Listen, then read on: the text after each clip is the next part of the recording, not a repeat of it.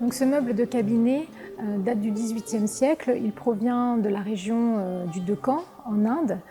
C'est un meuble très précieux de par ses matières. Donc il est en bois de rose avec incrustation d'ivoire. Là aussi, on est sur un objet de forme plutôt hybride puisque la forme du meuble est européenne. C'est une forme qui apparaît en Europe aux alentours du XVIe siècle. C'est un cabinet qui est transportable, on le devine notamment par la présence des anneaux sur les côtés de l'objet. Par contre, en revanche, le décor, lui, il est typiquement indien et d'inspiration moghole.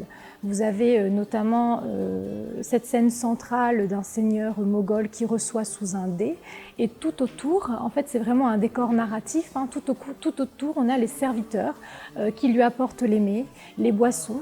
Vous avez aussi les symboles de la chasse, hobby, plaisir très pratiqué par les rois et les princes moghols. Et ce décor, on le retrouve notamment, ces réceptions sous le dé, dans la miniature et la peinture moghole.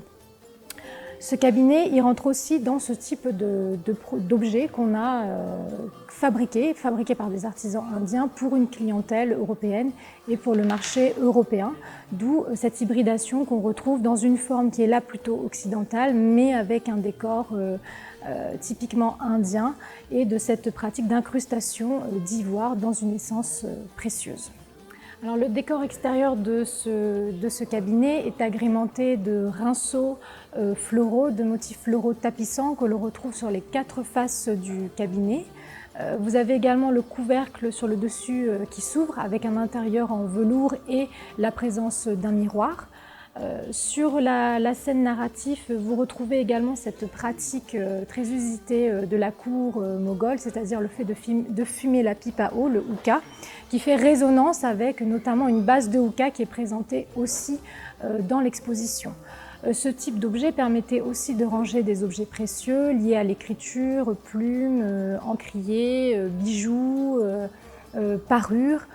C'était un objet probablement détenu par une personne de haut rang.